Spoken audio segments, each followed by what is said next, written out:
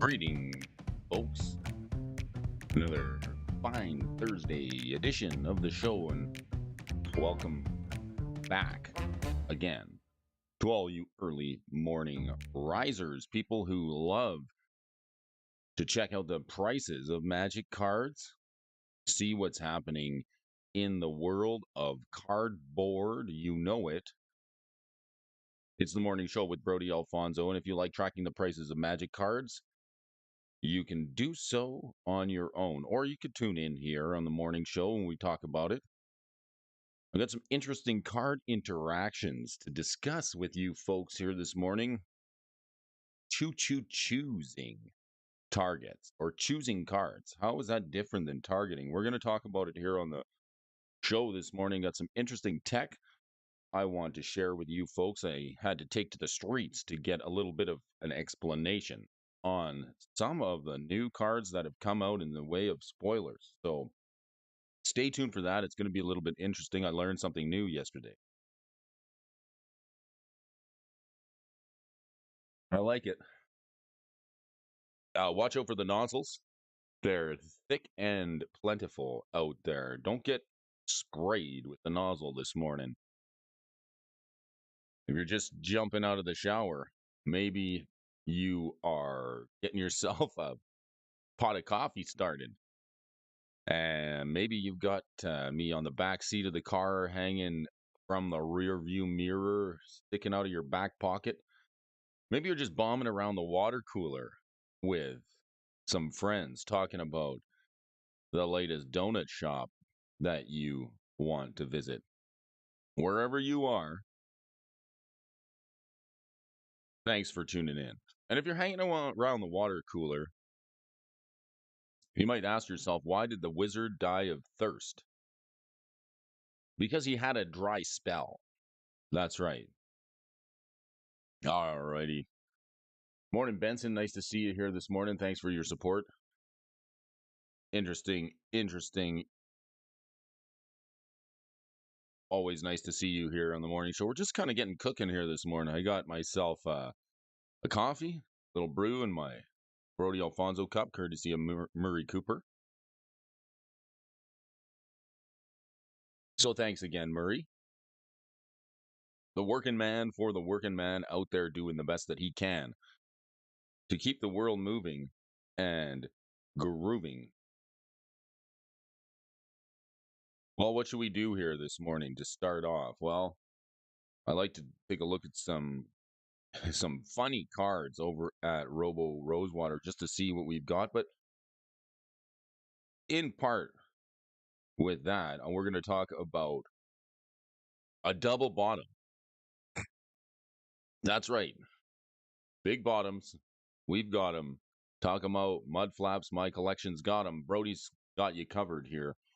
We're going to do some shop talk. We're going to look at some charts. We're going to look at some stock symbols, maybe some patterns here for you folks. And we're going to talk about some card interactions with the new set. And I think the card I want to talk about is Krenko's Buzz Crusher. All right, that's a card that's got some chatter going on around it in the world of Magic the Gathering. Do you know how it works? Have you seen how this card plays? Well, we're going to talk about it here on the morning show today. Cardboard Slender, you got an update for me? Share it. Please do. Please share away. Or do I have to check in on the private messaging over on the Patreon? If you haven't joined the Patreon, it's free for some. If you want to show some support to the channel, you can join us on the Patreon. I make some articles over there just to let you folks know what it is that I'm buying and what I'm doing with my Magic cards, what my speculations are. And actually, I do appreciate the support over there. If you're a patron, a long-term patron, give me 6 months and I will send you something in the mail. Probably going to include the Brody Alfonso t-shirt that went out last round of patrons. Just trying to grow the audience and get some involvement, share some love, and give a little bit of fun and prizes to those people who tune in and support the channel over there. Was talking to Cardboard Splendor. Buzz Crusher is probably going to be sideboard piece, but it's Better the deeper format. Yes, Buzz Crusher. I was talking to Splendor over there on the Patreon in the messaging. And he had a bit of an idea, and I kind of like it. I want to run it by you folks. What if we had a way of tracking some of these picks that we talk about on the morning show? We call it like the Brody's Companion app, right? But we can go back and look at what the price activity has been on some of these cards that we talk about, just so we don't get lost and forget about them. Nice to circle back. How often has this happened to you? When you're thinking about a Magic card, how it might be good, maybe you buy a copy of it, or maybe you just forget about it. And then 6 months later, boom, it pops up on your radar, maybe by way of the movers and the shakers.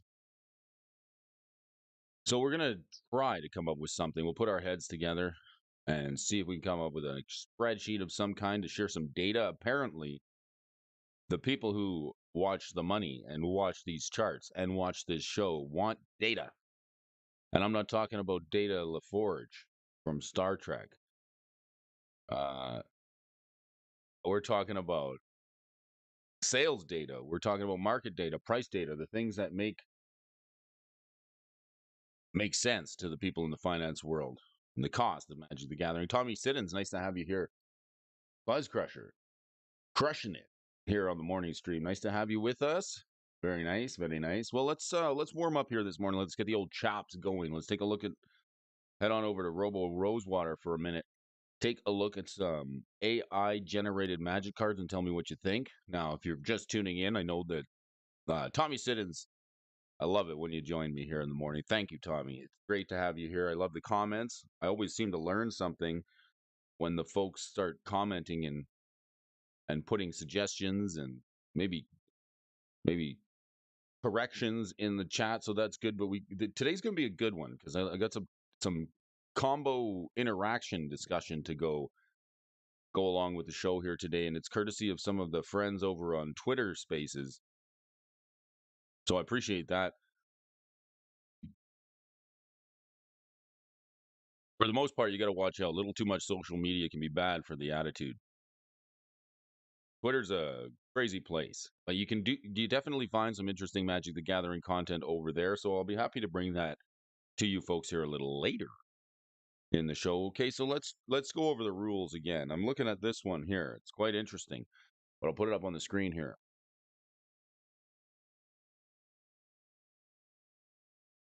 So if the card is playable any way whatsoever, we'll give it a pass. All right. We're going to look at these AI generated Magic cards. If it's playable, we're going to pass it. You're going to hear this sound. The sound of the dinger. That's right. Place on the scene, you know what I ding? And if it's got gibberish on it, if it's no bueno, if it's no good, if it makes no sense, if it's got gibberish on it, or it's non-functional, or it doesn't make any sense, we'll hear this sound. That's the sound of the buzzing, cousin. All right. Little buzzing for you this morning. Here this morning. Splendor says, I've learned Scryfall integrates with Google Sheets and did some function programming yesterday already. Totally doable.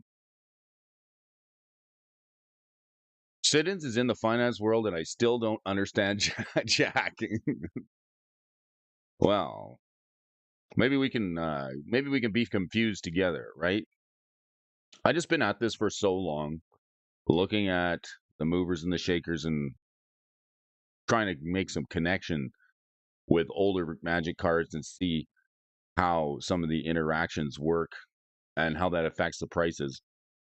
I've been doing it for so long that I have to talk about it. I really do, because I'd be sitting at home and looking at spoilers, and I'm like, I think this works good with this card that I have in my collection, and then all of a sudden, boom, the price goes up, and you're like, dang it, I missed out. I should have got in on some of that. So I'm hoping to just learn a little bit, grow with you folks here, and spot some interactions before they happen, and make total sense of the entire world of Magic the Gathering, and just bring it all together in one spicy meatball, right? Yes. I think we can figure some stuff out here if we put our heads together. So we're going to talk about Buzz Crusher, but let's look at this one here.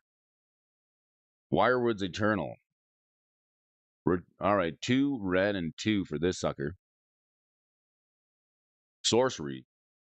It says, return target creature card with mana value X or less from your graveyard to the battlefield, where X is the number of creature cards in your graveyard. X or less from the graveyard to the battlefield, or X is the number of creature cards in your graveyard. It's a reanimate spell.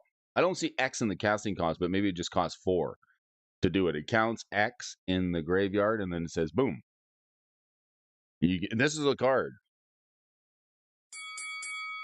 Let's pass it. Let's give it an okay. Let's give it an A-OK in my book, right? All right, moving on. It's got some waifu action on it here, right? Got some anime art. I guess if this was a confetti foil, it'd be worth big money. Seems like everybody likes a confetti foil. Well, there was this one here. Rakshasa dwarfs. Rakshasa? Let's have a little sip of coffee, then maybe we'll get that Rakshasa right. Rakshasa dwarves is also a card named Hunt. Giant warrior. How can it be a giant and a dwarf? Isn't that just like a regular sized person? Well, it's Jeskai. A white, a red, and a blue, and 2 for a 5/4 giant warrior dwarf. I find it strange. Look at the size of that giant dwarf. He's almost a human. Rakshasa are card, but hate to be Rakshasa are cats, but hate to be called cats. Jimmy Faye. How you doing, Jimmy? Nice to have you with us this morning, wherever you are. Pleased to have you tuning in this morning. Maybe the sun be on your face and the wind at your back. Good fortune to you, my man. We're looking at the Rakshasa dwarves. We're going to fail this one. It's terrible. Good morning. Nice to see you. All right, let's just take a look at a couple of... Is this underpowered, non-functional junk text? I think it's underpowered. It definitely doesn't have gibberish on it, but it just doesn't really make sense. No compute. Does not compute.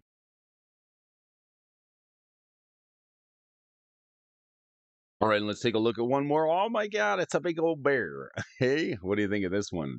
Jimmy. The Saheeli Infernal Tutor. This is Saheeli. It's a Planeswalker Trigon. Trigon. I don't know about you, but this doesn't look like Saheeli Ray to me. Saheeli had a rough night. She's carrying her shoes home from the bar. She's looking a little grimacing here this morning. A little furry, fuzzy, Planeswalker-y. Let's take a look here. 2 green and 2 for this legendary Planeswalker Trigon. Saheeli Infernal Tutor. It's too funny. +1 on the Planeswalker here, cry 1. And then another +1. All creatures lose all ability and have base power and toughness 6/6. Ooh, wow. Get some worm power on this one. And then the -3. Look at the top 7 cards of your library. You may reveal a creature or land card from among them and put it into your hand. Put the rest on the bottom of your library in a random order. All right. You hit the bear skeet pools. You did. All right. I mean, this seems functional. It's hilarious. I think it's really funny that the AI came up with this. Let's give it a pass. It works. It's 4 mana. It's a 5 loyalty planeswalker. It scries. It gives all creatures base power and toughness 6/6. It seems a little powerful, but hey, for its +1, no bad. And then a -3, you get to tutor off the top 7. You bet fair. Lots of people think it's fair. And then drop Tripon. Tripon? We saw this one yesterday. Let's give it a something. I don't know. Well, don't forget to buy low and sell high. That's what I always say. Buy low, sell high. That's my motto. I may just quit my job at the power plant and become a full-time stock market guy. Ha! All right, well, let's take a look at some card interactions here this morning. I really wanted to bring some stuff up with you folks. Good morning, Jimmy Faye, Tommy Siddons, Benson, friends. Appreciate you folks for tuning in. It's The working man for the working man, doing the best that I can to do a little Magic the Gathering coverage here before I head out to the workplace to move this economy and do what you do and get busy in the world, whatever it is you do. Creating, you know that you create some value in the world. Maybe you help people get from A to B. Maybe you get people their stuff from A to B to C to D. Maybe you're in the service industry. Perhaps you're in finance. Maybe a lot of your work is computer work. It doesn't matter. Maybe you're out there shoveling snow. Whatever it is you do, just know this. It provides some form of value to others in the world, and we thank you for it, for your service. If people aren't telling you that, you just come here, I'll tell you. It's important, the work that you do, whatever it is, to move this world in the direction that it has to go. Sometimes the guy needs to hear that. Sometimes I wake up and wonder, what am I going to do today? And then I go out and something happens, and I try and make use of myself, make myself of some kind of value for other people. It kind of makes me feel better and gives me a sense of purpose. So I'd like to thank you folks for your contribution to society and your contribution of your time to this channel. Let's take a look at a card here. I'm going to try and find it here. Kranko's Buzz Crusher, okay? Because I've got some card interactions that go with it.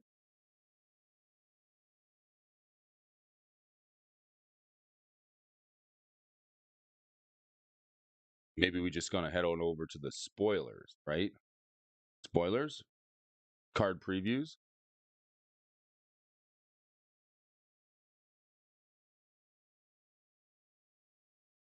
There we go. Gonna sneeze.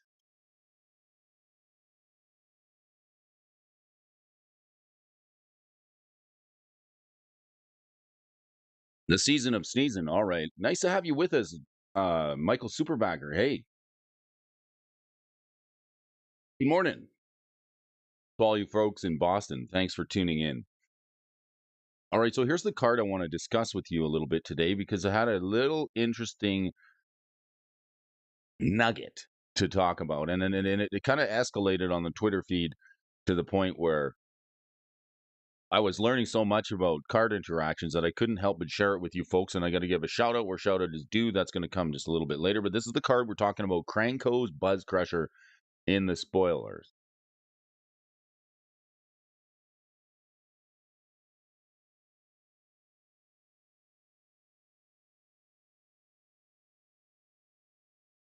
So before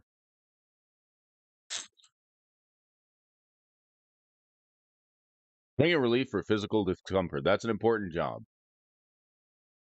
All right, before we get too far along here, let's take a look at the card. Kranko's Buzz Crusher, Insectopter. All right, it's a creature, artifact key and type. It's 4/4. It's 4 mana. It costs 2 red and 2. It's got flying trample, and when Kranko's Buzz Crusher enters the battlefield, for each player, destroy up to 1 non-basic land that player controls.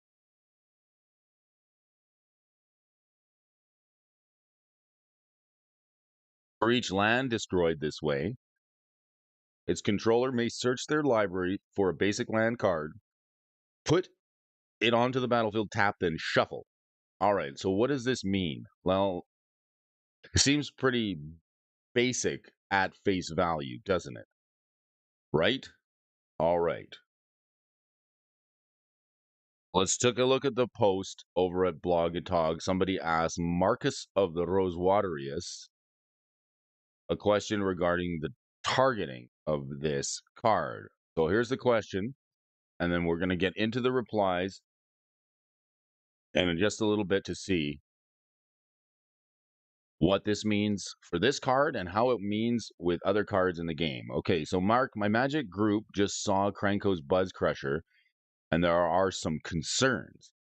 It doesn't say target, and that's fine and can be expected from some cards, but it also doesn't say choose. And now there is concern that it functionally won't work as intended because it doesn't tell you to select the lands you are destroying. I understand this is a subject outside your expertise, but it's driving us wild I went and asked Play Design. The lack of targeting was done on purpose to help the card deal with Lotus Field, a popular card in various formats. So if you don't know what Lotus Field is, it's a land. Let's take a look at the Lotus Field, right? So this card is meant to help deal with cards like Lotus Field. Well, let's just take a look at the field. MTG Lotus Field. It's a land with hexproof. That's all we need to really know. So in a sense, this card actually gets around the hexproof ability. Now let's take a look at some card interactions and see some other examples of that. Lotus Field is hexproof. It's a land, and there's a battlefield tapped. And for this discussion, all we want to know is the fact that it has hexproof, right? But this Krenko's Buzz Crusher can destroy this land. And how, you might ask? How can it do so? It gets around it by the way it's worded, apparently. So Lotus Field, a card that's hexproof, so very difficult to deal with. It's also been played in a deck like a Twiddle style deck where it untaps this thing multiple times. So a very powerful deck in a storm deck. So look at the Krenko Buzz Crusher. Let's read it one more time, and then we'll read the Blogatog post. When it enters the battlefield, for each player, destroy up to one non-basic land that player controls.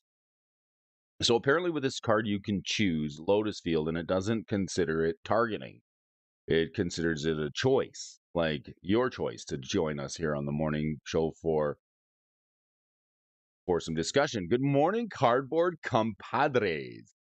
We're talking about Krenko's Bone Crusher here this morning, MTG Gaming Bob, and how it is worded in such a way that it can get around hexproof and actually destroy a card like Lotus Field.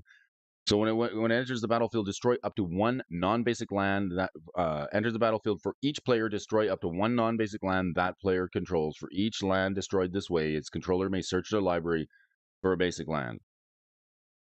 All right.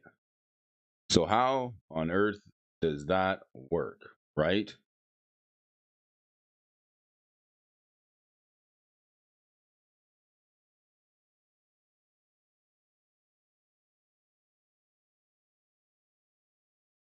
Well, let's discuss it. So because it doesn't say target on the card and it says choose. There was another card that somebody brought up regarding choosing, and I thought it very interesting, so I'll bring it up. Floral Spasm. All right. Floralia Spasm. I said it seemed awkwardly worded. When you choose the land to be destroyed, isn't that targeting? But apparently it's not.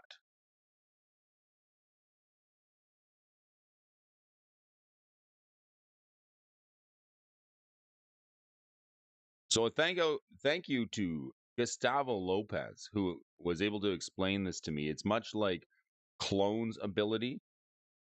So let's take a look here. So when you have a card that gives you a choice, Gustavo was able to give me some good examples to share with you folks here on how a card like this Franco's Buzz Crusher works. How can it target Lotus Field? Well, I guess it doesn't target it because targeting uses the stack. Now, a card like Clone says you may have Clone enter the battlefield as a copy of any creature on the battlefield. So you're basically, it doesn't say choose either, but basically the rules are very specific about choosing cards. And let me find the other couple of examples here from Gustavo because we had some really interesting ones. We go with some enchantment. And then if we look at a card like this, Floral Spasm attacks and is not blocked, then Floral Spasm may choose to destroy target artifact under an opponent's control. So here's a card that actually the Spasm choose.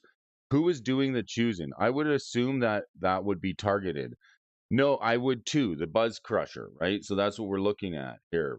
Gaming Bob. Krenko's Buzz Crusher enters the battlefield for each player. Destroy up to one non-basic land that player controls. So the discussion that we got on it was that the lack of wording of choose and the lack of wording of target was it was in order to get around cards that have hexproof, like the Lotus Field. Okay, so let's see. We had some interesting interesting replies from Gustavo here. He gave me some pretty good examples.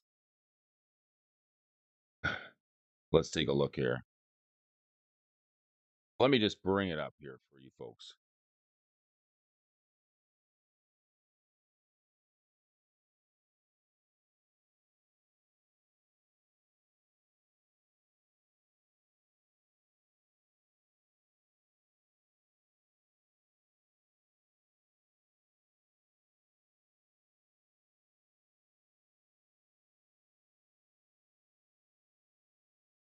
Okay, for a spell example, I would recommend looking at this card. Okay, so here's a card, Fortunate Few.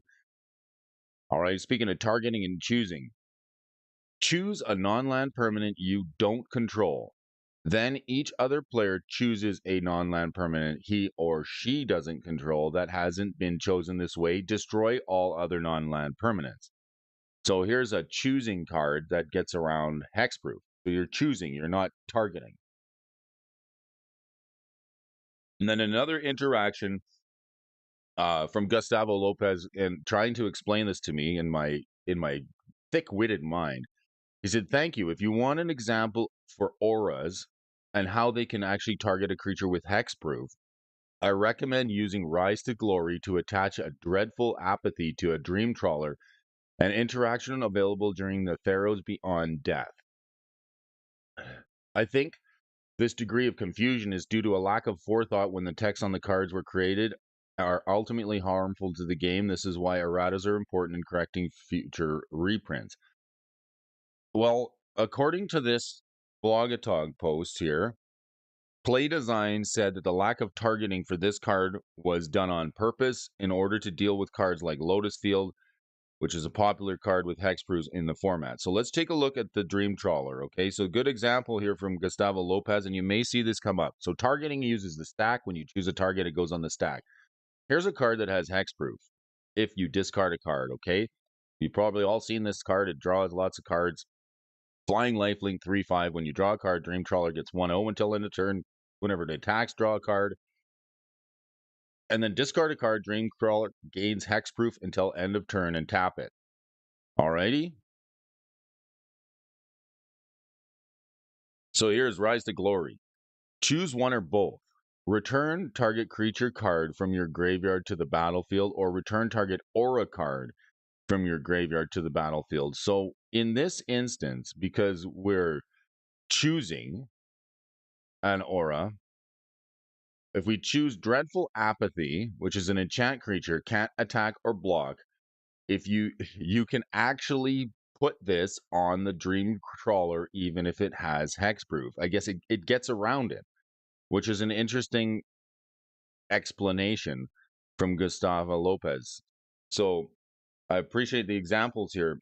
So we take Rise to Glory, return target aura card from your graveyard to the battlefield, and then when this aura enters the battlefield, if the Dream Trawler is the only thing on the battlefield, then it automatically gets equipped, or it gets aura'd onto this Dream Trawler, even if it had hexproof, and then it would not be able to attack or block. Kind of a funny gameplay interaction, and this is sort of the example that Gustav gave me, similar to Clone, where you're not targeting a creature on the battlefield. It doesn't say choose, it just enters as a copy of any creature on the battlefield, meaning that you can choose a hexproof creature. Pretty interesting example. And a card like Fortunate Few, you can actually use something like this to destroy a permanent that has hexproof and get around it. And apparently, Play Design, when they were considering Krenko Bone Crusher, Krenko's Buzz Crusher, it was worded this way so that it could target lands that have hexproof. Interesting to me. Okay. So that's something I learned yesterday. I think it's kind of wordy, but it can cause a lot of confusion. How many times have you been in the game of Magic the Gathering? You got to call a judge, or you got to get your phone out and you got to look at how this card interaction works. And this is quite interesting. So because it doesn't say target, it doesn't say choose, game design is coming up with new words to get around hexproof that don't use targeting and don't use choosing. It just amazes me how the way they change the wording on some of these things. Interestingly enough, who else we got in the chat? Hillbilly. Good morning, MTG Hillbilly. Thanks for joining us here this morning, the folks and the fans of the game of Magic the Gathering. We're talking about some spoilers and some new card interactions. And if you end up playing this new set, the Murders at Karlov Manor, you may run into some of these interactions yourself. It may get confusing. So I like the discussion on some of these cards simply because I want to get ahead of it, because you know it's going to come up in gameplay eventually on the battlefield or in a game. Another interesting, let's take a look at another interesting dilemma, okay? So let's take a look at Prisoner's Dilemma, okay?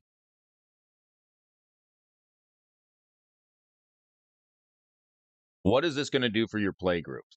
Prisoner's Dilemma. Let's take another look at this card. This seems interesting. Now consider this. Now we talk about choosing, choosing. Hey, good morning, Huckleberry Magic Hound. Nice to see you. Thanks for joining here this morning. Thank you very much. We have a bit of a dilemma on our hands here, Huckleberry, and maybe we can just try and work through it here together. Let's talk about secretly, right? There are no secrets in the game of Magic, is there? But let's consider we're playing a politics game of Commander. And let's keep in mind that secretly does mean secretly. I can already see how this would work if the politics start already before this card even resolves, because how do you deal with this at the table, right? Each opponent secretly chooses silence or snitch. Then the choices are revealed. If each opponent chooses silence, Prisoner's Dilemma deals 4 damage to each of them. If each opponent chooses snitch, Prisoner's Dilemma deals 8 damage to each of them. Otherwise, Prisoner's Dilemma deals 12 damage to each opponent who chose silence. So how do you politic this card if it says secretly choose them? Can you actually discuss what you're going to choose at the table before this card resolves? I suppose you could, but secretly means secretly. These guys got a gag order on their mouths. So it'll be interesting to see how this plays out. Maybe you want to have a discussion with your play group to see what you think about secretly. I kind of find it interesting what's going to happen, right? Snitches get stitches. That's right.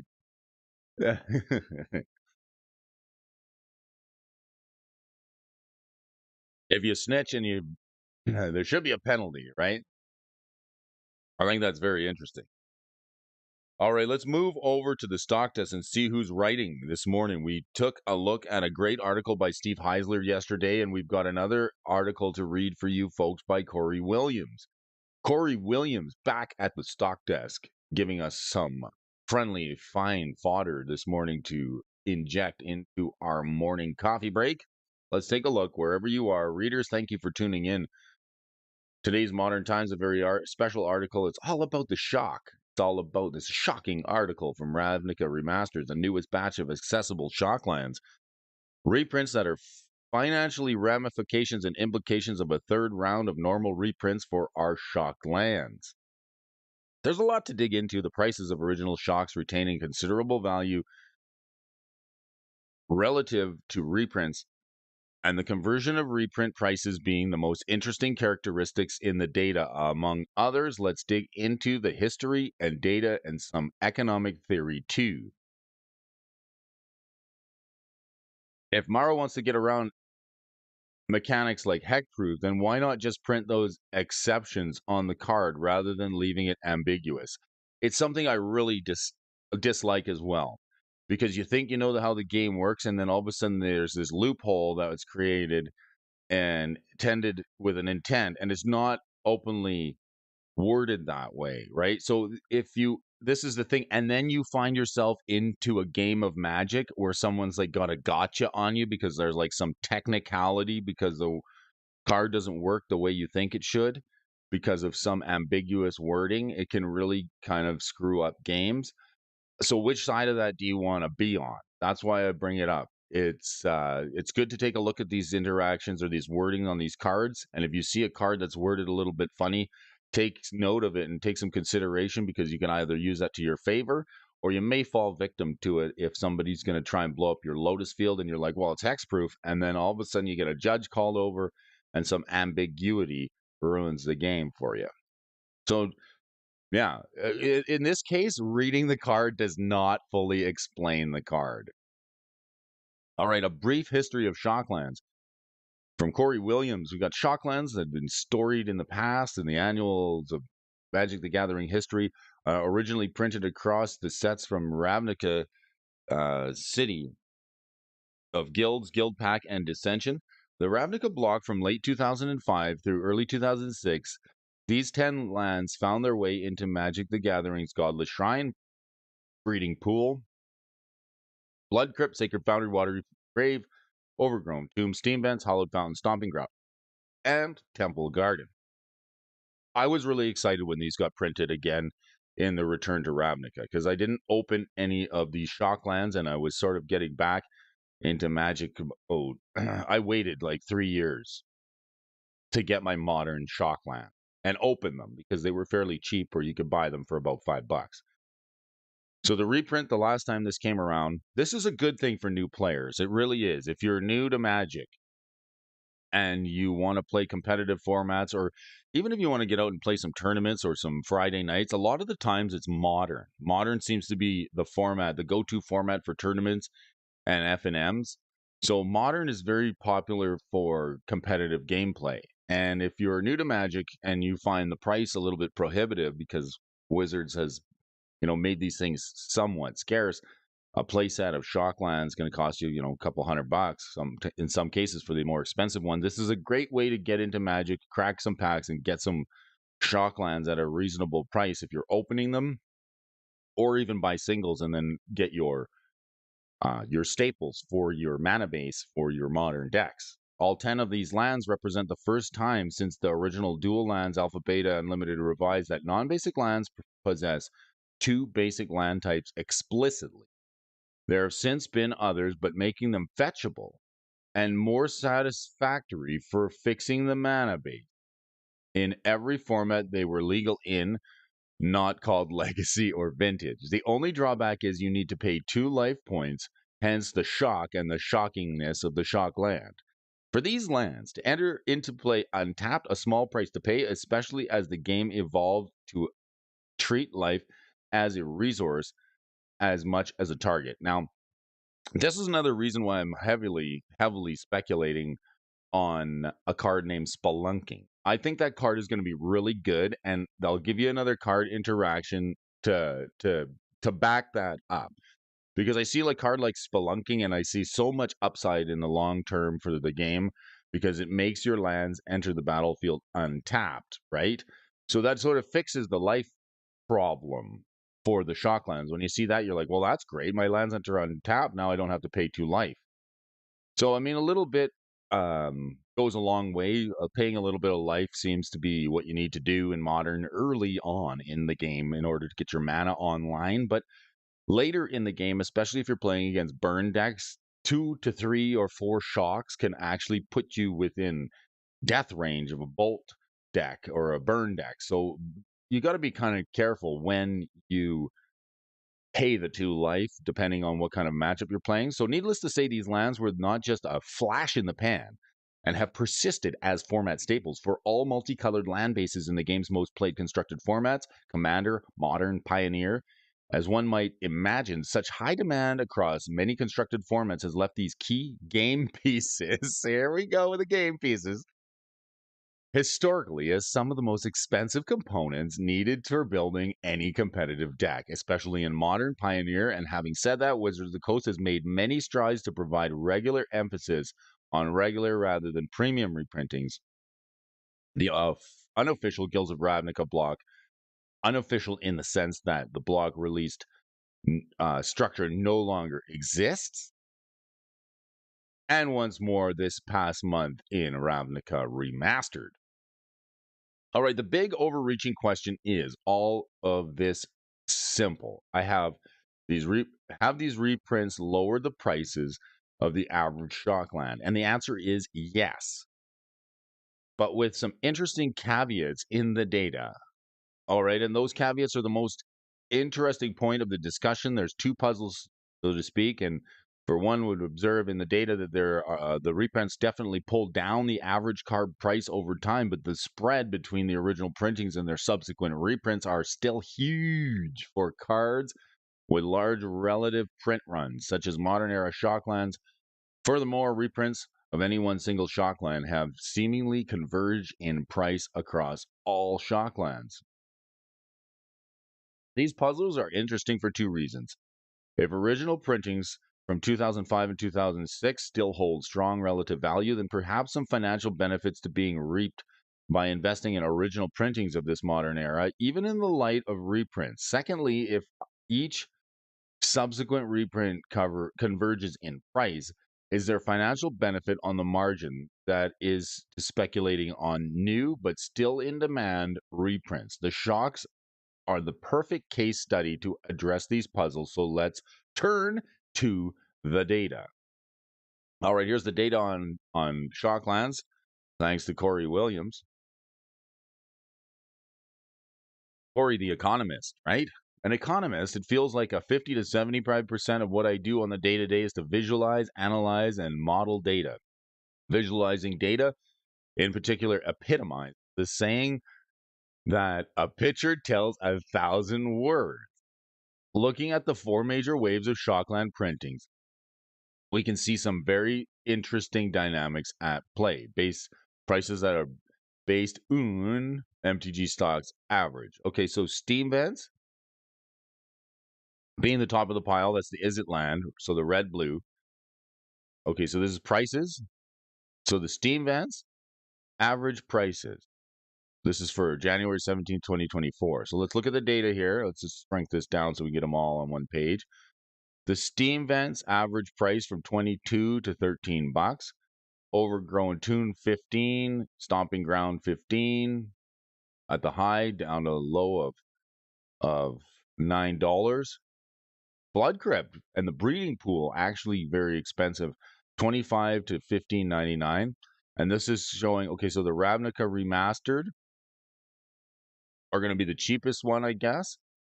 And then what else we got here? The original Ravnica block. So the dark blue, if we're looking at this chart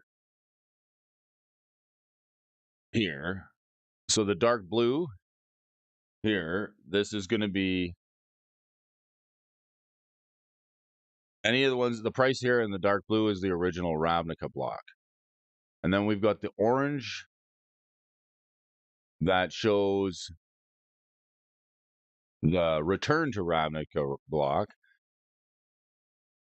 We got green showing the Guilds of Ravnica block. And then the Ravnica remastered, which is the one we're going to get here. This is the average price of the shock lands here.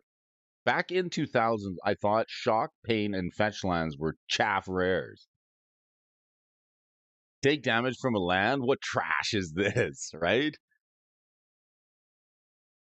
Okay, so we can definitely see that the ones from the original Ravnica block are sort of leading the way and holding the prices. I know I don't like taking damage from my lands, but sometimes you got to. Firstly, the original always retains more value than their subsequent reprints. Secondly, reprints may serve to lower the average price over time, but given reprint at face value, it's not meaningfully different from any other generic reprint, of course. The premium reprints like the Zendikar Expeditions are a different story entirely, but we can cut this data down even more by looking at the average and standard deviation of each Shockland across all its main block. Holy smokes, Corey's doing some work here. You want data? You've got it. All right. Mean price across all blocks, 1750, the Blood Crypt at the highest. So that, I guess this is also going to depend on what decks are prevalent in the modern meta, right? Standard deviation across all blocks is about $3.50 for the Blood Crypt. We're just using Blood Crypt as an example because it's the top of the chart. And then the mean price reprints only. And the difference between the original and average value of reprints, $6.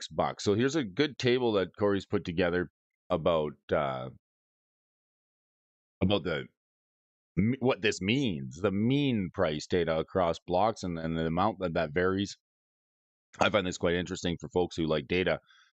This is a good way to break it down so you can see it all in front of you. And as we can see, the average of the average of the average prices across blocks from any given shockland is unsurprisingly skewed towards the value of the original printings. However, the volatility of any given shockland's price, as measured by the standard deviation, can be a dramatic card to card. For example, Hallowed Fountain is comparatively less expensive shockland on average, but its volatility is quite large, driven mainly by the gap between its original price and the average price of just its reprints of $13.23. So, what factors might be driving these data characteristics? Well, let's see. Reprints not always have a long run effect on prices. Take, for example, Breeding Pool from Dissension. Around the Return to Ravnica's release, the Breeding Pool drops in price from $30 to as low as 15, slowly ticking back up around the Battle for Zendikar. I'm playing Spelunky. I'm playing Spelunky with the Shockland, so they come into play untapped and no shock. I like it. I really see the Spelunky as a good card. I think that, and I'm gonna go. I'm gonna get to spelunking as well here, Hillbilly. I am such a huge fan of the spelunking card. I think it's really great. There are so many interactions with that card that leave to leaves to that stand to be desired. Bringing your lands into play untapped, you don't have to pay the life, and there's other great ways to use it too. So we're gonna get to a little bit of talk about spelunking as well this morning. Thank you, Hillbilly, for mentioning that. The price then peaks up for the breeding pool around $23 in Dominaria and only falls right as Guilds of Ravnica is announced to $20, only to continually rise up until around May 2022 and fall once more. However, even around Ravnica Remastered's announcement and release, the downward trend in price actually slowed, and it looks like it's stabilizing and bottoming out here. Why? Well, it's possible for those original printings. The transitory value, which is short run, may be influenced by reprints, but not tied to the in the long run. After all, if the reprints are objectively cheaper, you can freely substitute Return to Ravnica copies for Breeding Pool into your decks, and yet the price always seems to stabilize. Sometimes over longer periods than others, these transitory dips may influence price volatilities as we see in the data, but don't seem to have a major influence on the long run value of these original shocklands. It's worth mentioning. Don't they realize you need your life to live? Can't use that on mana, right? $4 for Steam Vents. A good measure that we used to have when we were playing and deciding what packs to crack and how much of a set we wanted to buy. The first thing that somebody said to me when the first time I heard this, I was like, that makes so much sense. Does the set have a good land cycle? That's a question you always have to ask yourself is like, when the set comes out and they're starting to spoiler, and no matter what the hype is, like cut to the chase, does it have a good land cycle? And if the answer is no, say it doesn't have a great land cycle, say the lands are less than desirable, they're not great. I mean, shock lands are definitely great inclusion as part of a land cycle. Fetch lands even better. So if it has shocks but you can't put them in every single set. So Wizards has to try and come up with new things and come up with new lands, and having like an entire land cycle in a set is really something that is going to boost it long term. And if you're take the real estate approach to Magic the Gathering, land is always a good investment. Like the triomes, I underestimated the triomes at first until my buddy T Freezy explained to me how good they are. They turn on certain cards that care about land types, and that's what makes them so darn good. So at $3 to $4, those triomes seemed like a pretty cheap pickup. And that was definitely a good boost to a couple of sets that came out in the last year. The triomes were a great idea in order to include a fantastic land cycle in a set. So long term, I think that's going to do well for the product. It's going to actually have some long term play value and collectability. Penny stock, shocklands, right? All right, popularity would be an understatement to say that the shocklands are popular. They're format staples across all of the formats. They're legal in, with the exception of maybe Legacy and Vintage, where the original dual lands take the crown. But that being said, capturing popularity is relatively difficult. However, there are ways to do it, and one way utilized by mtgdex.net is to index cards by format and their frequency of play in publicly available deck lists over a 2-year period relative to the most popular card. In our context, it would appear that Watery Grave is the most popular shockland in Commander, the blue-black Watery Grave, the most popular.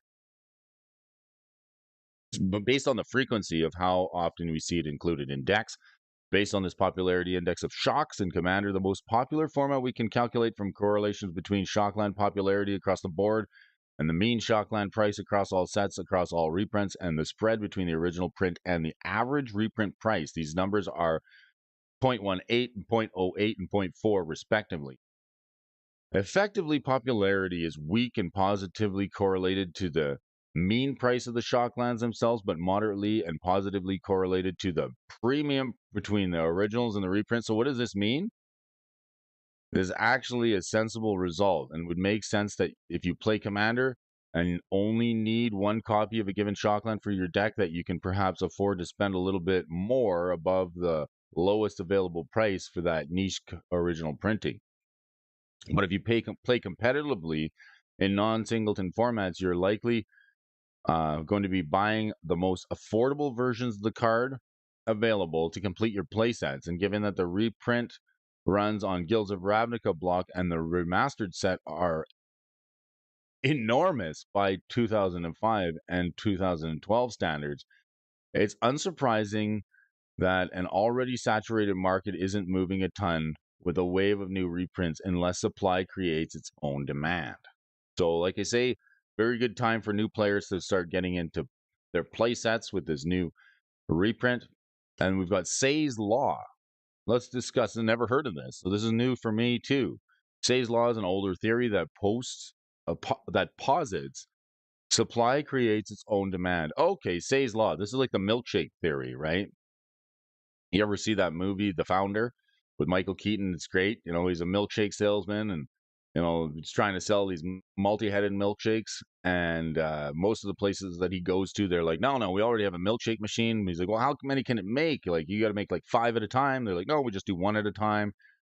So then they started the McDonald's franchise. They brought these milkshake machines to the to the to the to the franchise, and the supply, having an increased supply of milkshakes, increased the demand because there was more people more people seeing the milkshakes and they want to get them, right? So Say's Law is the theory that posits supply creates its own demand. How is this applied to our reprint puzzles? Simply, it's generally well established in modern that land bases are the bane of players' wallets. Yes. Anecdotally, I can attest that many players I've met and played with are hesitant to jump into formats from Commander into Modern or even Pioneer because of the upfront cost of the mana base is excruciating by comparison to the main deck for many top tier decks in the format. It's a reason that I stayed away from Modern for so long until I could get my hands on some of these reprints and open them in packs or at a draft. One would have to include the cost of fetch lands and beside you who endures in this calculation as well. Yeah, if you want to play shocks, then you're going to have to get fetches too. So like one hand washes the other, and it can be prohibitively expensive for new players who are trying to get into Modern. If players observe what availability of cards and otherwise expensive land bases are increasing, then perhaps those players otherwise interested in the market for Modern Pioneer staples will now choose enter the market. thereby creating new demand out of relatively thin air. This, in turn, mitigates some of the price decreases we would expect from an increase in supply via reprinting. In final thoughts, and there's a lot of them here. Wow, Corey, you really dissected the fetch or the shock land from Six Ways to Sunday, giving us a lot to think about. And some of this is like I'm going to have to recompute and masticate on this entire article, maybe give it a reread because there's a lot to take in here. But in final thoughts, while there's no one right theory about the conversions of reprint pieces relative to originals, I would think that some combination of transitory dips in raw popularity and the implications of Say's law can explain the price dynamics of the shocklands fairly well and in an intuitive manner. I'll stress that this isn't a rigorous study per se, but it's an extensive enough look at the data to recommend some financial tips. Firstly, for staples like shocklands, subsequent reprints don't move the dial on the price of the original printings very much. So if you think you're going to get a better deal by waiting on the reprint to pick up the old ones, you're probably not going to. And thus, in an era of print to demand, there's an argument that can be made that investing in the original printings of these gems might have some financial value. And secondly, for staples like shocklands, reprints tend to converge with one another in value. Thus, the next time you see a wave of shockland reprints, expect the long run value of those reprints to be aligned with the previous versions, except the original. As such, exercise caution when looking at the pre-order prices when reprints already exist, as it's likely the pre-order prices will converge to the average value of existing reprints at some point. This was a longer article with a fair bit to digest, so if you're stuck with me this long to the end, and thank you. With that said, speculate safely and see you all in a couple of weeks. Corey William, what a master of economics here. What a great analyst giving us something to think about. I'm going to have to reach out to Corey and give him a special thank you for bringing us this article. Who's that over there? Who is that? I think I see. Is it a bird? Is it a plane? Is it Ed, the dual brain? Yes, it is. I see you, Mr. Ed. Nice to see you here this morning. Thank you for joining us here. We got Tommy Siddons, Gaming Bob, Benson, the Hillbilly, Huckleberry Magic Hound, and all of the other splendorous ones, Jimmy Fay and Michael Superbacker, joining us here in this morning. Dual Brain just walked in the house, kicked in the door with like CB4. See you here on the show once more. I've got an interesting interaction, spelunking, right? And I was talking to Ed, the Dual Brain, and I even wrote about it on the Patreon. I like that card, and the Hillbilly does too, right? So, right, it's not just for hillbillies anymore. Spelunking. I like it. I want to take a look at an interaction with a new card that got printed, and it seems darn good. Let me find it for you here, folks, because you're gonna like this one, hillbilly. This one's for you. If you like to do some spelunking, it's just fun to say, really. Let's find it.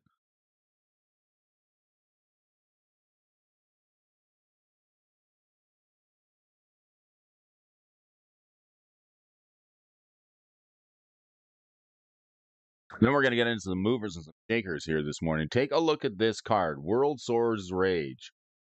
Now, it's a wild card. I think it's good. Cheapest Steam vents is on Card Kingdom is $13.99. Anyone remember Spelunk's PC game from the 90s? I should.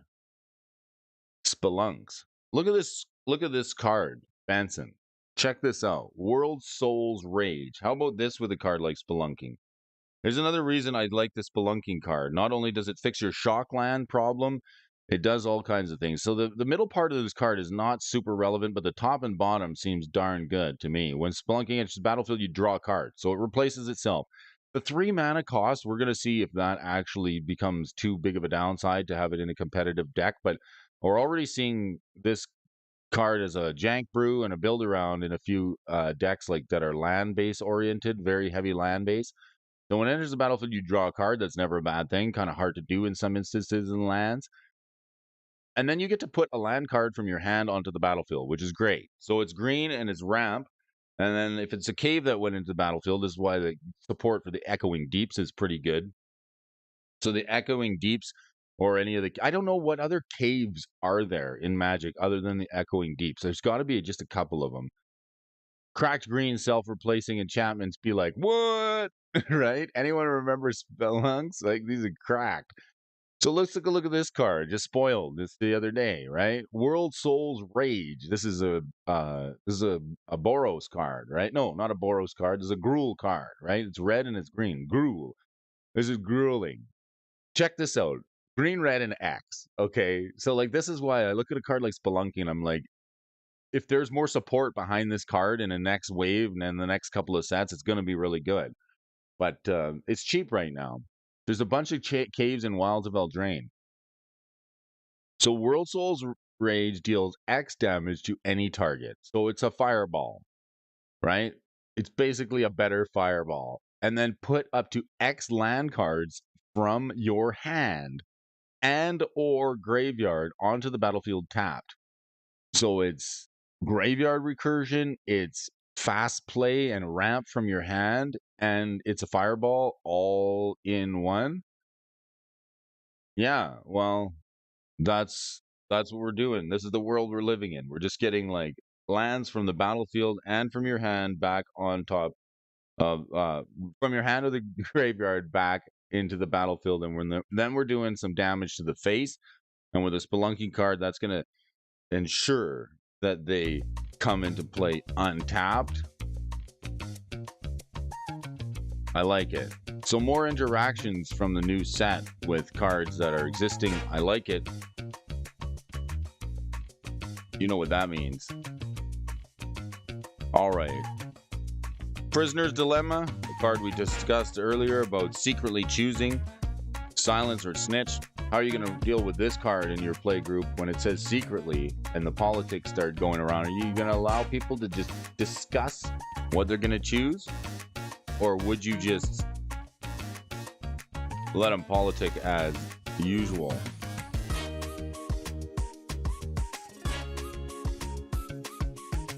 Murders at Karlov Manor.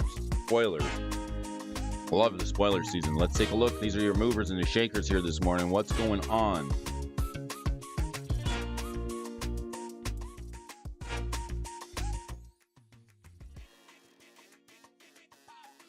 What are we here? We're Thursday? I love Thursdays. Thursdays are great. We get Legacy on Thursdays. Thursday, Legacy Thursday. Let's keep it going. So what's moving and shaking in the world of Magic the Gathering? Eureka! It's Thursday. I like it.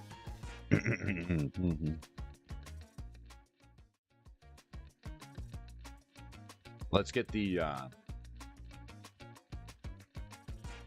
the movers and the shakers up for you folks here to look. What do you call a wizard who's good at weightlifting? Alba's dumbbell door. And what's the worst thing about being an illiterate wizard? You can't spell. Of course, if you're hanging around at the water cooler a little bit thirsty, you might be into a dry spell. And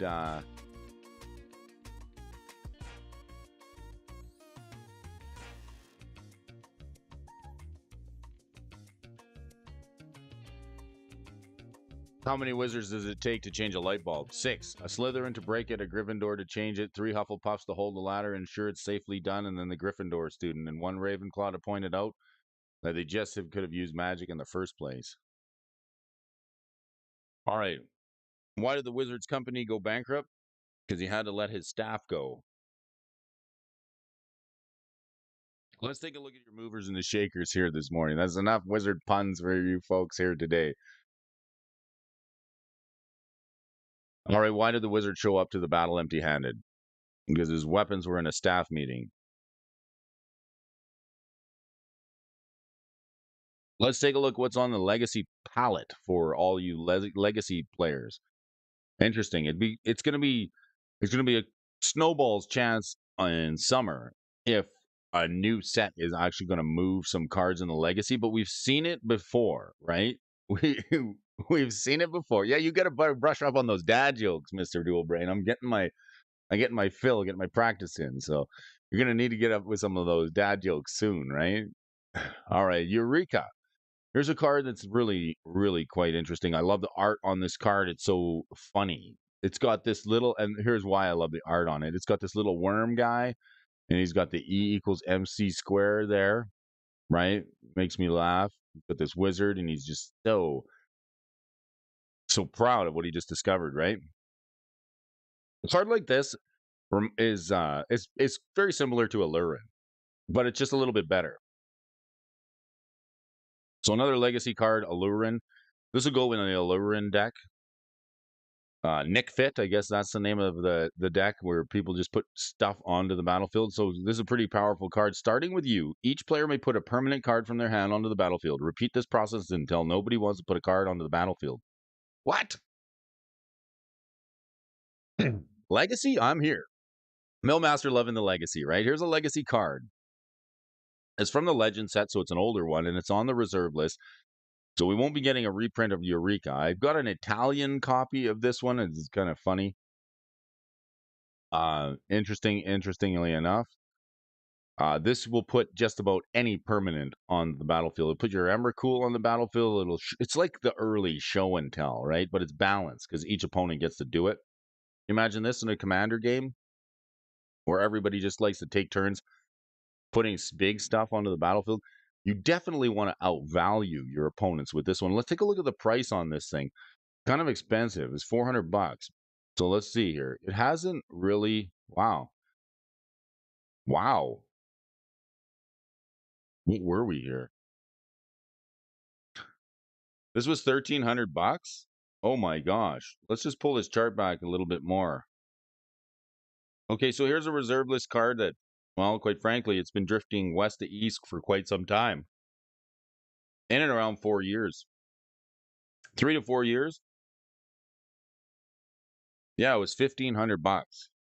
But this thing since July 2021 hasn't really seen a lot of price support. It's just has it been have we like it's amazing how time flies, right?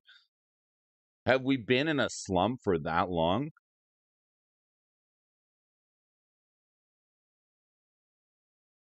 Have we been in an economic slump for that long where the prices have just been drifting softly down in price for the last 3.5 years since the last time there was a reserve list run in a rush? Is that what card art is just full portrait Einstein? I think that is going to be Presence of the Master.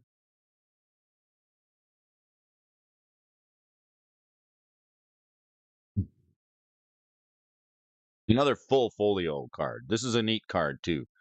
I like this card.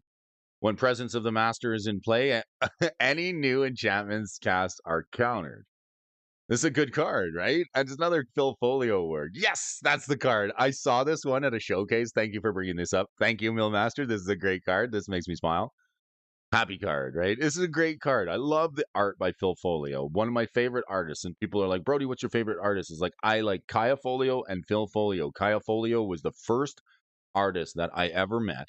I was 13 years of age, 13 or 14. I was at the Mirage pre-release at the Wizards of the Coast Gaming Center in Seattle.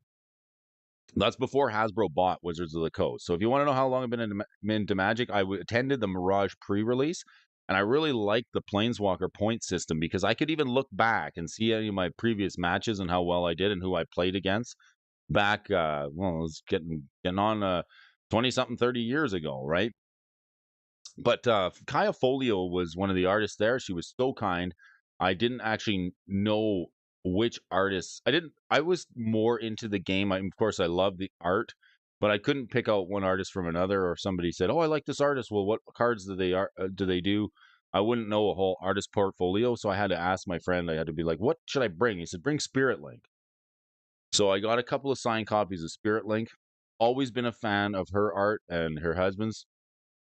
Phil, the cartooniness. And I always wondered how artists who do this type of art, which is fantastic, actually mesh in with a set that's come out.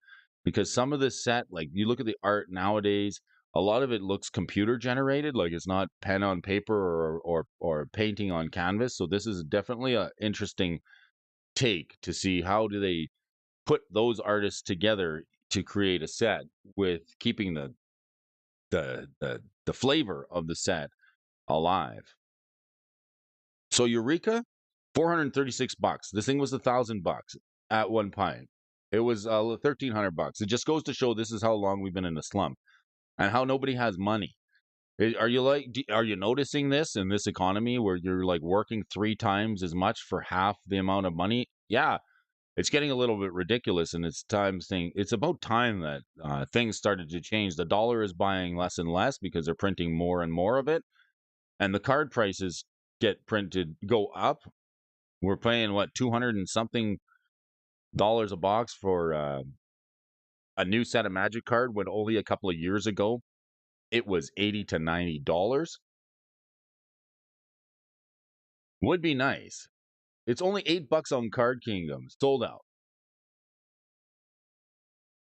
Money would be nice, yes. Well,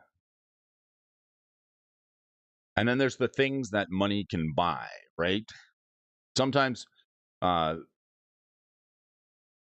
sometimes I look at this chart that. Well, you want to look at some more charts? Let's look at this. You folks want to know when we're going to see a change in this. Okay, so let's take a look at this chart here.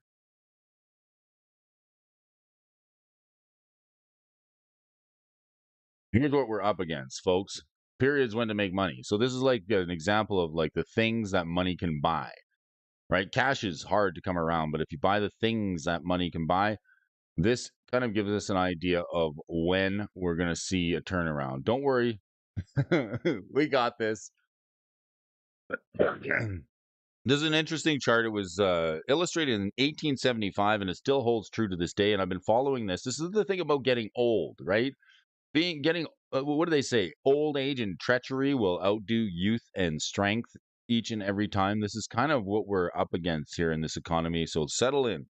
So I haven't come back to this chart since last year. So I should do it real quick while we're looking at charts. Periods when to make money. So this top line here is the years in which panics have occurred and will occur again. So you probably know what those panics are. You got the Great Depression, 1927, 1945, then you got 1965. There was another depression in 81, 1999. Well, that was a pretty disastrous year. Then we got 2019 on the chart, and let's just scroll down just a little bit here so you can see the top of the chart. 2019, yeah, we all know what that was. And then according to this chart, like the frequency, this is surprisingly accurate, right? The Depression, the Second World War, Civil War. Then you got 1981. This was a financial collapse in 81. My parents talk about it all the time. Interest rates went to like an all-time high and people were just handing over the keys to their houses. So 1999, Trade Center. 2019, that's the coup. 2035, we don't know what it is. In 2053, there may be another one. So this is years in which panics have occurred and will occur again. And then here, B is years of good times, high prices, and time to sell stocks and values of all kinds. So according to this was a chart in the back of an old uh, catalog from a store. And then the C is years of hard times. We are in years of hard times, low prices, and a good time to buy stocks, corner lots, goods, etc., and hold until the boom reaches the years of good times and then unload. So the things that money can buy. Sure thing. Save this card and watch it closely. So we are right here, 2023. So we're going to have a 3-year, according to this chart, we'll have a 3-year uptick to 2026, and that'll be years of good times. So if anything that you can get your hands on now that money can buy, even though money is hard and you're going to have to work 2 to 3 times harder to get it, anything you can get your hands on by 2026 should be something that you can unload for a profit. Things that money can buy. The only way to win is not to play.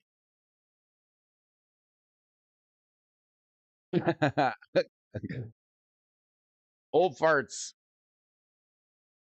And then we're probably going to have another downturn into 2032 and back up in 2035. So this is where, if you want to kind of know where we're sitting with regards to the money supply and things that money can buy, this is a very good example of it.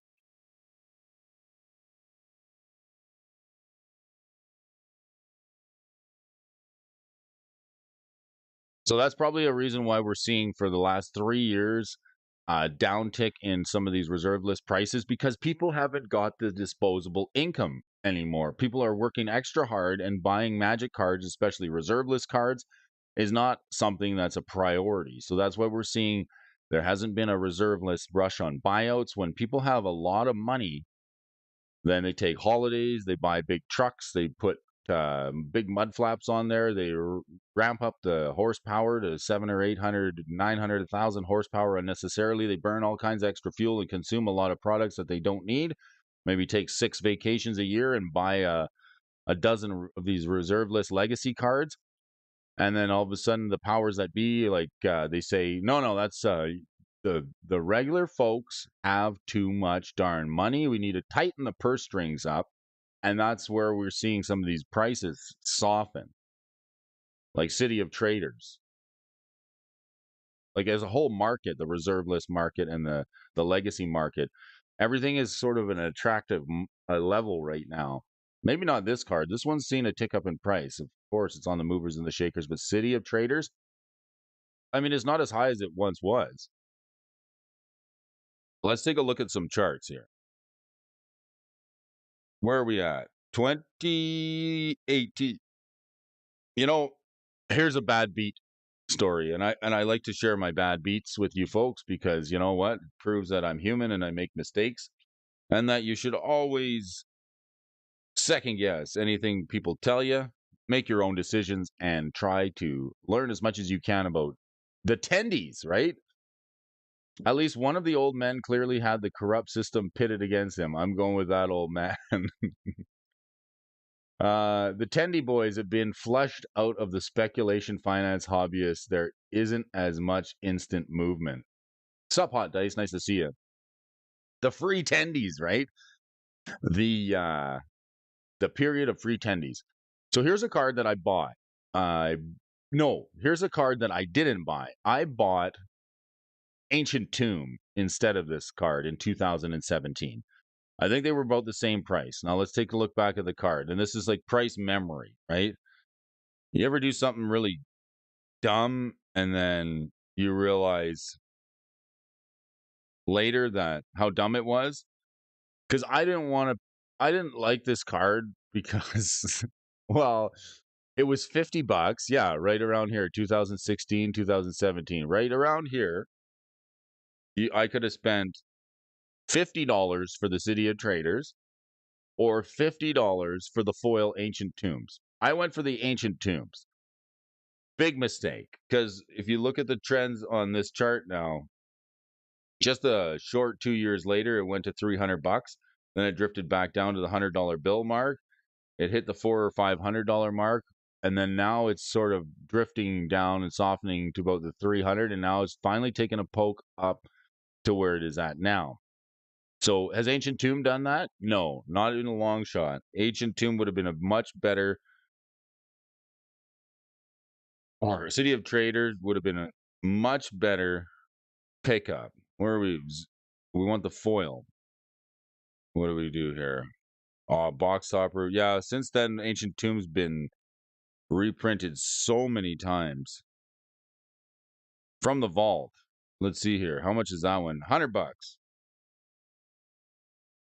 So I bought the Ancient Tombs, the foil ones, right around here. Yeah. It was $39 for an Ancient Tomb or $50 for the City of Traders. And I went with the Ancient Tombs. Now, I didn't do too bad on them. I guess the Ancient Tomb has gone up to 90 over a 4-year period, but there's no way it's outperformed like the City of Traders.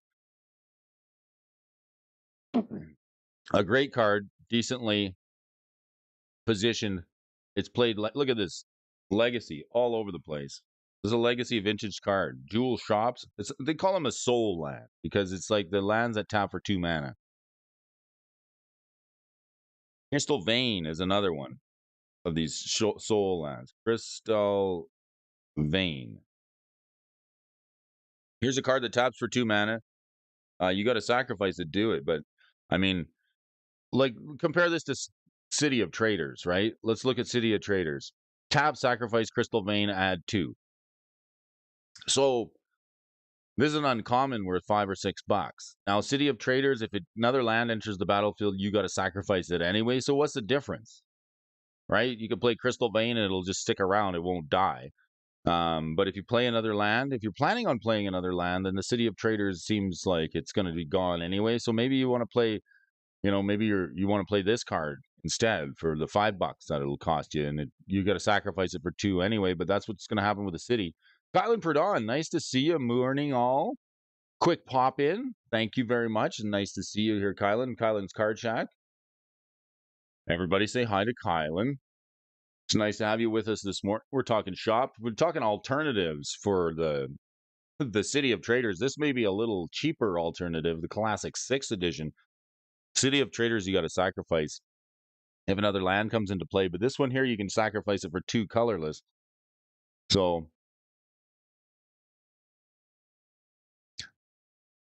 show me how your background's looking. We're looking pretty good. And this is all thanks to Twiddler's Place. This Black Lotus art here. It's looking pretty it's looking pretty good. We got some new lighting in the house here. Yes, things are lit up a little bit. Got some actually I can set the mood for you, Dual Brain, if you like. I could change the color. Yeah, it's looking pretty decent. Thank you. Kane was a great investment. Hey, morning, Murray. How you doing, buddy?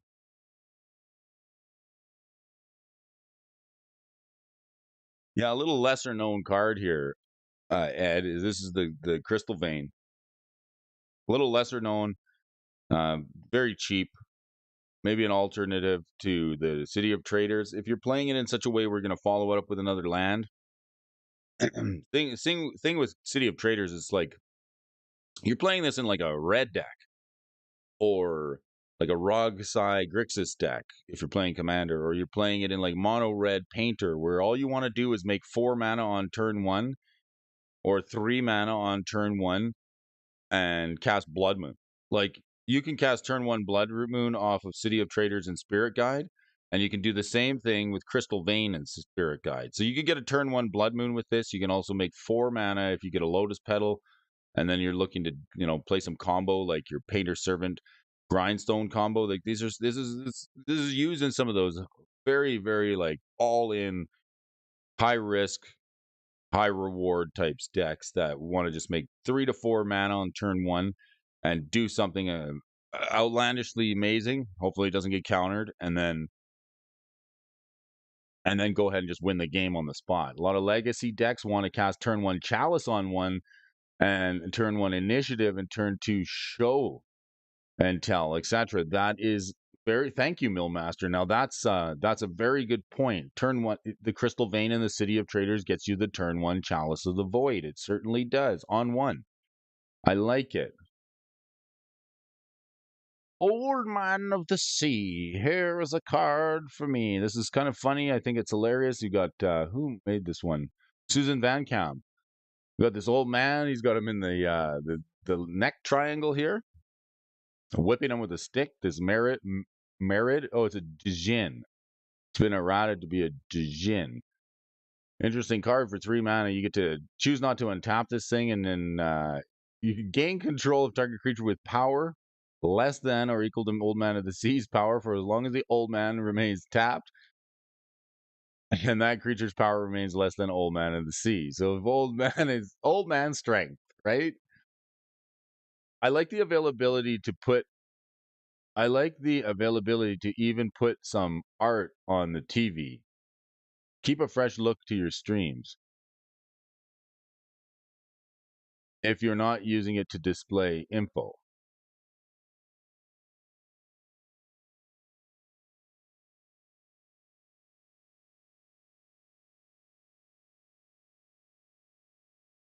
This one didn't pop so much during the bubble. Murray, I need to do a ceiling mounted monitor for when I stream. Oh. Yeah, let's look at the chart on the old man. Let's look at it. How much strength does the old man have? Actually, it's been a very stable card, as the brain has indicated here. Crystal Vein was one of first Magic cards I held as a kid. It's iconic for me. I think I am the same way. Very nice, Hot Dice. Nice comment. I saw the Crystal Vein. I'm like, it taps for 2 mana. Like, this is awesome. It's just as I always like as a little guy. I always like finding cheaper versions of cards that almost do the same thing. People forget Soul Ring used to be on the reserve list.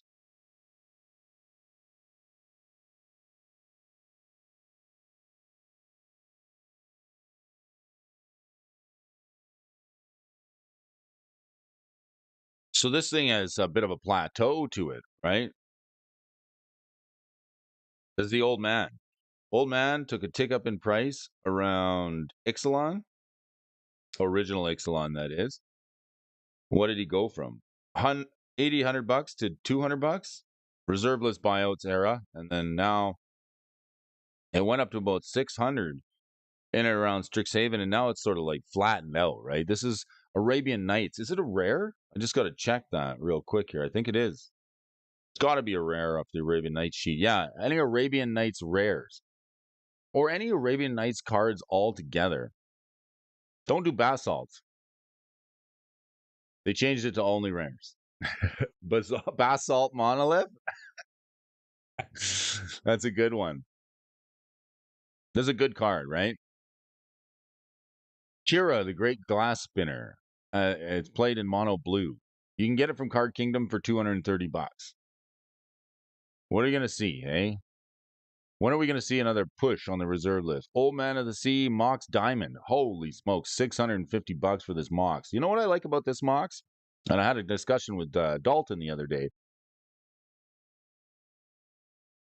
Hey, DJ Virus, how you doing, man? Nice to see you. Are you over on DJ? We have a Magic champion in our midst. I just want everybody to. I want everybody to know that there is a Magic the Gathering champion in our midst right now. Somebody, a trophy holder, somebody who's taken down first place at some modern events of one of the finer minds of the play of Magic the Gathering in our mix. That's Mr. DJ Virus. So make sure you say hi to him. You can catch him over on Twitch doing some awesome streaming and some music stuff on Friday nights. It's nice to see you. I haven't heard from you in a while. And holy smokes, we got to get the band back together. Somebody I really enjoy playing with. And I tell you, like, when you want to have fun in Magic the Gathering, I'll sit down to play cards with this guy and, like, purposely read every bit of flavor text off of every single card just because we have too much fun while we're playing the game. I don't even care if I win or lose. Like, most of the time, I'm expecting to lose because the guy's just so sharp, right? But yeah, say hi to the Miss DJ Virus there. Good to see you here this morning. Thanks for tuning in. I hope your day is well. And yeah, I got a little bit of stiffness in my elbow. So next time we meet, maybe you can tell me how to fix that. Thanks for tuning in here, buddy. We're talking about some interesting cards here. Hail, great champion.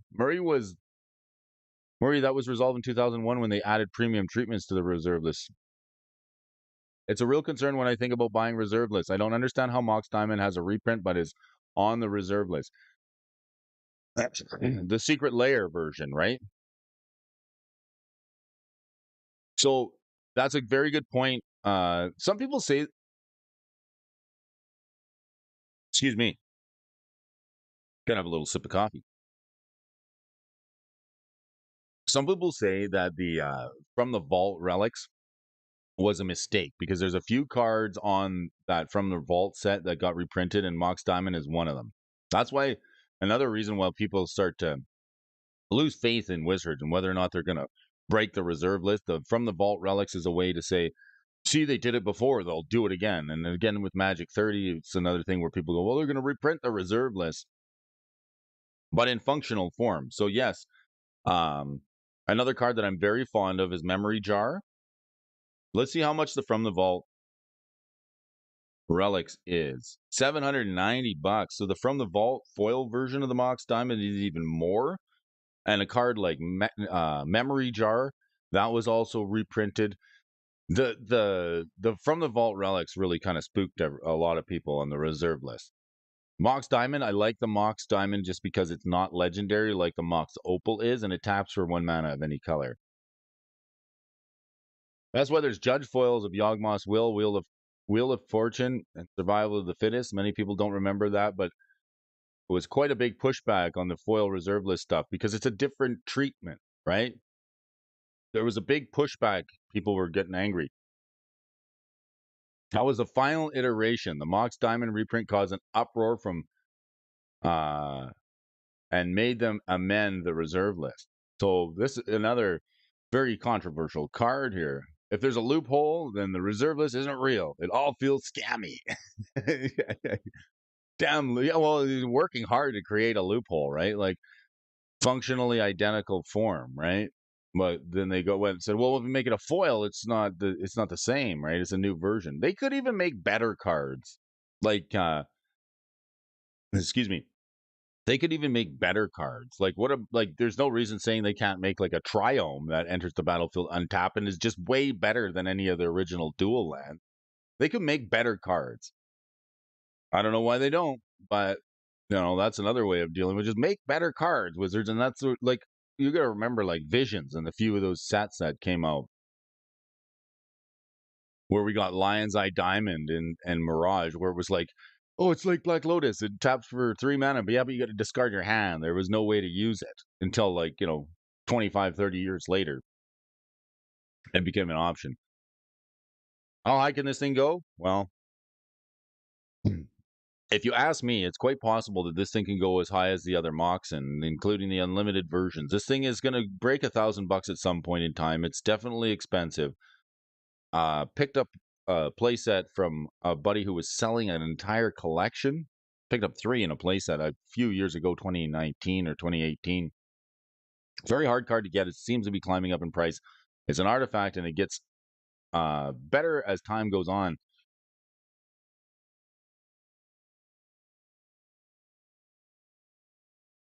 If you think that a piece of cardboard with ink on it is a sound investment in any context, well, let me tell you. Do you know what an inverted Jenny is? You ever heard of it? All right, I'll tell you. The Mill Master, the inverted Jenny. You ever heard of it? No one said to invest, right? It's like Michael Jordan's shoes. You know how much the flu game shoes are that Michael Jordan wore in the championship game where he had the cold? I think those shoes sold for, thousands and thousands of dollars. And inverted Jenny is it's a stamp that is the most valuable piece of paper in the world by weight. Okay, it's like a stamp. Why do people collect stamps? These collectibles, rarities, oddities, funny things, baseballs. People collect baseballs, like game-winning home run baseballs, hockey card.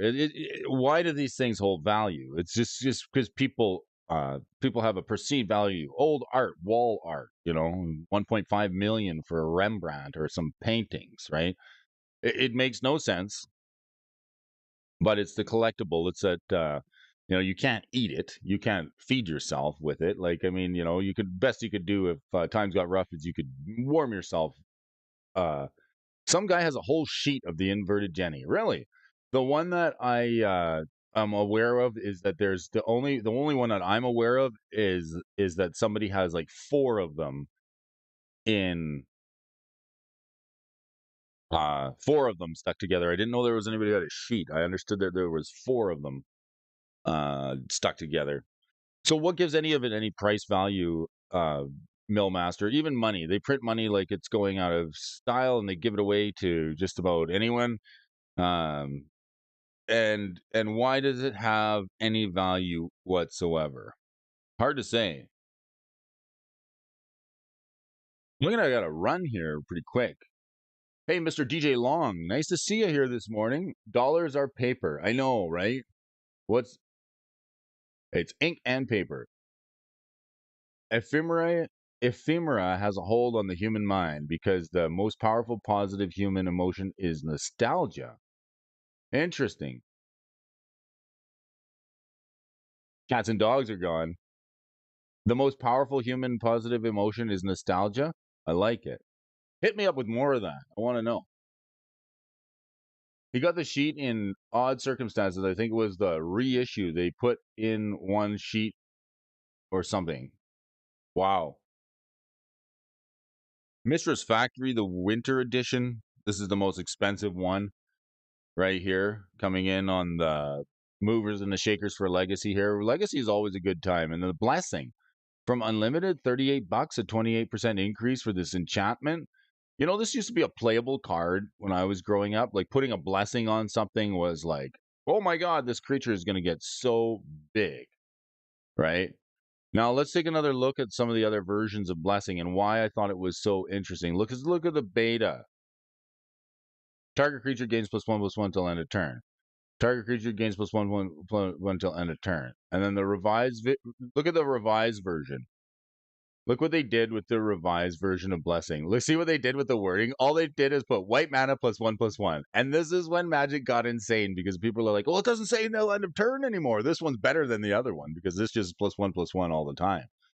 I don't know why. That's kind of funny, eh? They went to the simplistic type of text where there's like no text, just white +1/+1, like the Balloon Brigade. I love MTG Ephemera. Adds promotional stuff, things that are meant to go away over the time. The most powerful negative emotion is fear, and the most powerful kind of fear is fear of the unknown. Wow. Have no fear, Brody's here. And then the Divine Intervention. This is an interesting card. This makes a tie game, right? Here's an enchantment card that just says everybody lives, right? Taiga. Well, here's a card that used to be $75 for a dual land, and then the Sword of the Ages and Revelation. Yes, thank you for this revelation.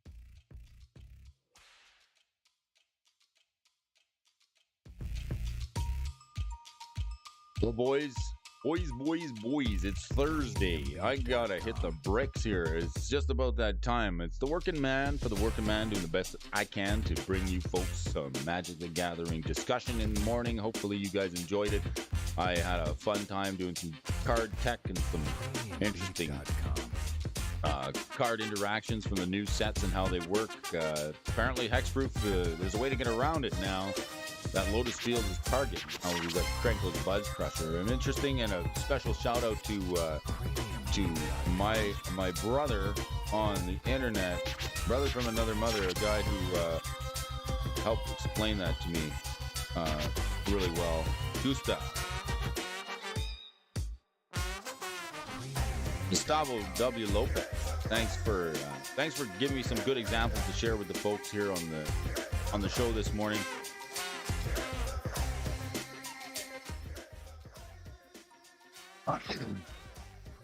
A decent show, hey? Well, thank you, Michael. Appreciate it. Nice to have you back. Cops are at the door. The Pinkertons are on their way. You guys got to get on with the day. Things to do, people to see, places to go, stuff to do. And I know you do too. So wherever you do it, I just want you to know that your efforts are valuable and appreciated in the world, even no matter how small you think it may be. Your contribution is enormous. Get out there and do the best that you can at everything you do, because I appreciate it. It helps make the world a better place. And if we work together, I'm sure we can do that. Now we'll get Ron Burgundy to take us out with some epic jazz flute.